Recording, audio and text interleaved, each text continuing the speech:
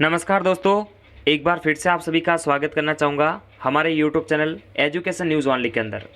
दोस्तों, इस चैनल के माध्यम से आपको मिलती है एजुकेशन से रिलेटेड हर प्रकार की खबर। साथ ही अगर आप एक स्टूडेंट हैं तो ये चैनल आपके लिए बहुत ही काम का होने वाला है, क्योंकि स्टूडेंट्स को लेकर हमारा यूट्यूब चैनल काफ़ी हद तक सीरियस है। इसके लिए हमने यूट्यूब चैनल के साथ साथ में WhatsApp group, Insta ID, Facebook page जैसे सोशल अकाउंट्स के जो लिंक है वो बना रखे हैं। इन सभी का लिंक आपको डिस्क्रिप्शन बॉक्स में मिलेगा, आप जाके ज्वाइन कर सकते हैं और एजुकेशन से जुड़ी छोटी बड़ी अपडेट जो है आप पोस्ट के माध्यम से भी पा सकते हैं वीडियो के साथ साथ में। बाकी अगर आप चैनल से जुड़े हुए हैं तो आपको कोई समस्या नहीं आएगी। दोस्तों, यहाँ पर जो है बात करने वाले हैं वीडियो के टॉपिक पर। तो यहाँ पर बहुत ही इम्पोर्टेंट टॉपिक है, क्योंकि मेरे से जो है कुछ स्टूडेंट्स ने कमेंट के माध्यम से पूछा कि सर एमडीएसयू यूनिवर्सिटी, देखिए मैं ये जो रिप्लाई कर रहा हूँ उनके कमेंट का कर रहा हूँ, उनकी रिक्वेस्ट का कर रहा हूँ।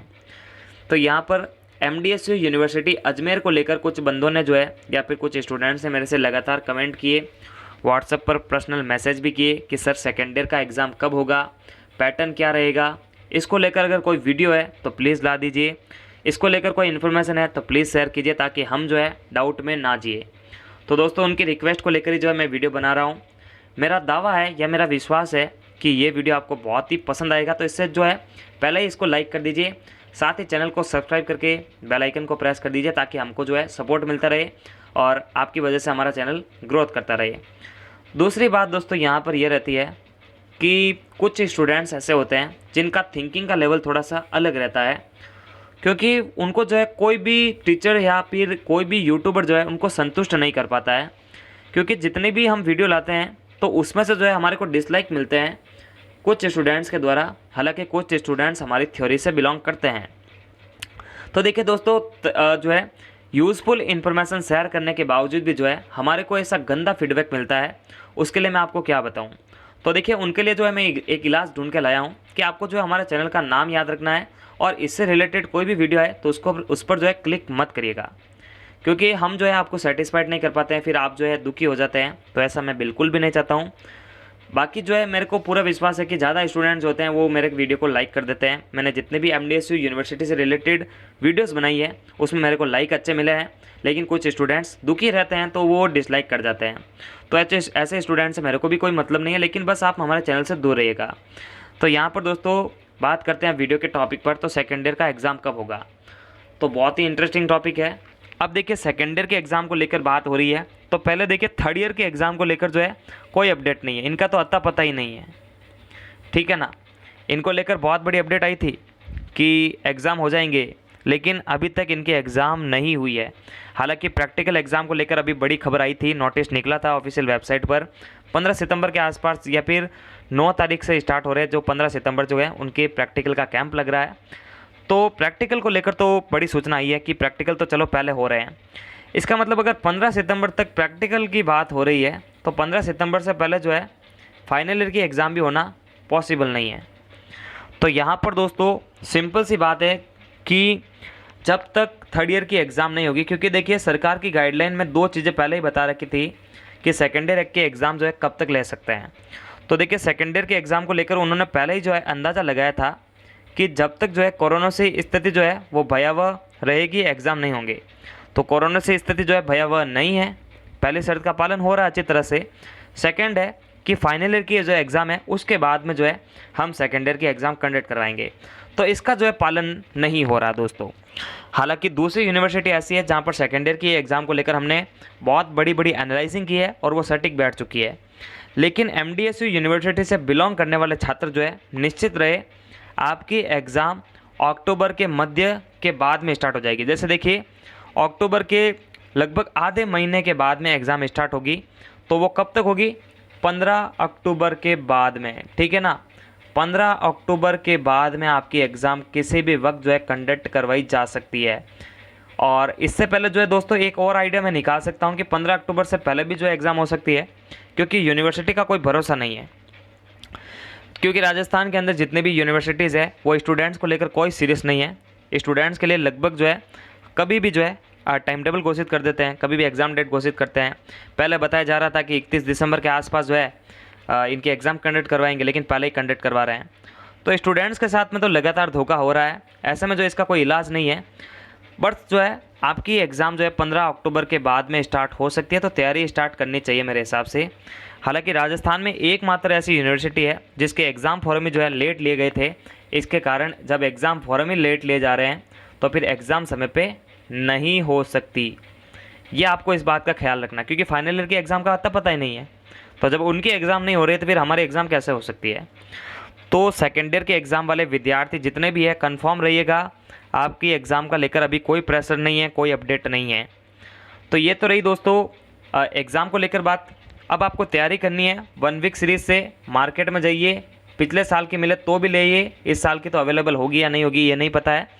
तो कैसे भी करके जो है पिछले साल के सोल्ड के पेपर ये सारे लाने हैं, तैयारी स्टार्ट करनी है। अब देखिए कितनी यूनिट पढ़नी है, इस पर भी जो है मैं चर्चा कर लेता हूँ। तो यूनिट आपको पढ़नी है दोस्तों, आपकी जो MDSU यूनिवर्सिटी है इसमें 3 यूनिट है, और 3 में से जो है आपको 2 यूनिट मिलानी है, और अगर 1 मिलाएंगे तो भी काम हो जाएगा। 1 मिलाने वाले जो है 36% से ऊपर लाएंगे, 2 मिलाने वाले पूरे 100 लाएंगे या 90 लाएंगे। देखो कैसे होता है, सिंपल तरीके से बताना चाहूँगा। आपका जो पैटर्न होता है, देखो एक पैटर्न है उससे समझ लेना आप, हालांकि थोड़ा चेंज हो तो कोऑपरेट कर लेना मेरे को। आपका पैटर्न होता है दोस्तों इस तरह से कि फर्स्ट पार्ट, सेकंड पार्ट और थर्ड पार्ट, 3 पार्ट होते हैं आपके पेपर में। फर्स्ट पार्ट के अंदर छोटे छोटे क्वेश्चन आते हैं 10 क्वेश्चन, सेकंड पार्ट में आता है आपके 5 क्वेश्चन, और थर्ड पार्ट के अंदर क्या आते हैं कि हर यूनिट से एक बड़ा बड़ा क्वेश्चन आता है। हर यूनिट से बड़े बड़े क्वेश्चन अथवा में आता है, एक अथवा में, एक अथवा में, यानी पीछे जो है 6 क्वेश्चन आ जाता है आपके। तो यहाँ पर पैटर्न रहता है कि ये जो क्वेश्चन होते हैं 10 नंबर के 20-20, मतलब 2-2 नंबर का एक क्वेश्चन 20 नंबर यहाँ से होते हैं। ये 4 नंबर का एक क्वेश्चन होता है 20 नंबर यहाँ से हो जाते हैं, और ये जो पीछे वाले होते हैं वो 20-20 नंबर के होते हैं, यानी 20 या 60। अब पैटर्न क्या दिया, ध्यान से समझना है इसको, ठीक है ना, ध्यान से समझना बहुत ही इंपॉर्टेंट है। पैटर्न में ये कहा जा रहा है कि आपको पेपर का 50% क्लियर करना है। 50% क्लियर करने का बोले इसका मतलब क्या होता है कि पेपर अगर पूर्णांक में 100 अंक का है तो आपको 50 अंक ही लाने हैं, यानी 100 में से 50 अंक के क्वेश्चन ही सॉल्व करना है। पहले क्या होता था कि अगर आप 50 अंक लाते थे तो आपको 50/100 दिया जाता था। अब क्या होंगे कि इस 100 नंबर वाले पेपर में से जो है अगर आप 50 अंक लाते हैं तो यही जो है आपका 100/100 होगा। समझ रहे हैं मेरी बात, वापस एक बार समझाता हूँ, कुछ स्टूडेंट को अभी भी जो है पल्ले नहीं पड़ रहा है।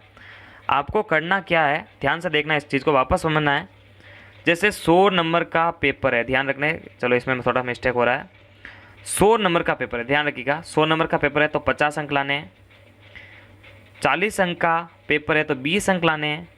80 अंक का पेपर है तो 40 अंक लाने हैं, मतलब आधा करना है।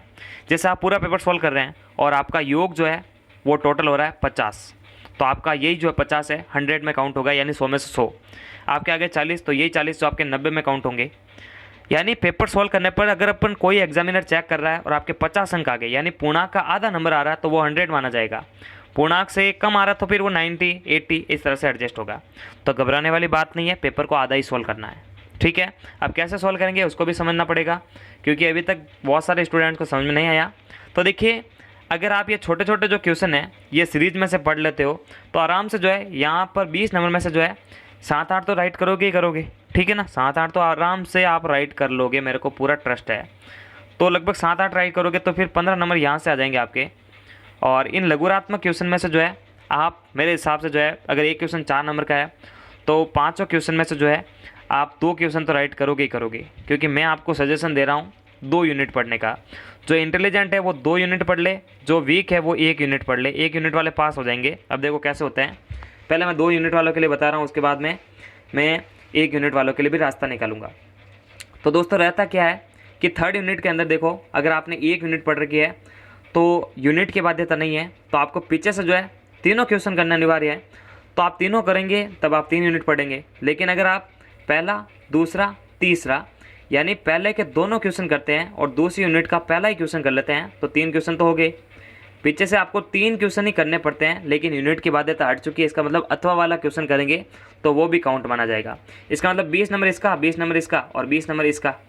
तो देखो कितना हो रहा है, 20 या 60 हो रहा है कि नहीं हो रहा है। 60 नंबर तो यहीं से आ जाएंगे अगर आप 2 यूनिट पढ़ते हैं। अगर 1 यूनिट पढ़ते हैं तो 40 नंबर आ जाते हैं, और इन दोनों पार्ट्स में से मिलाकर जो है आप 10 नंबर लाएंगे। तो देखो कितना नंबर हो रहा है, 50 नंबर हो रहा है दोस्तों, 50 नंबर हो रहा है। इसका मतलब 100% काम होता है एक यूनिट से ही, ठीक है ना। 1 यूनिट से 100% काम हो रहा है। फिर भी मैं 2 यूनिट पढ़ने की सलाह इसलिए दे रहा हूँ हो सकता है आपका पेपर हार्ड आ जाए, ठीक है ना, पेपर आपके हाथ में नहीं है, पेपर हार्ड आ जाए, पहली यूनिट से क्वेश्चन समझ में आए, दूसरी यूनिट से कर लो। लेकिन आपको जो है आपका बिल्कुल जो है रास्ता क्लियर हो चुका है, आपको घबराने की आवश्यकता नहीं है। आपका पैटर्न भी जो है लगभग है फाइनल ईयर के बच्चों की तरह ही रखा जा रहा है। तो घबराने की दोस्तों बिल्कुल आवश्यकता नहीं है, अच्छे से तैयारी करें, मेहनत करें, आपका काम हो जाएगा। दोस्तों नमस्कार, थैंक्स फॉर वॉचिंग।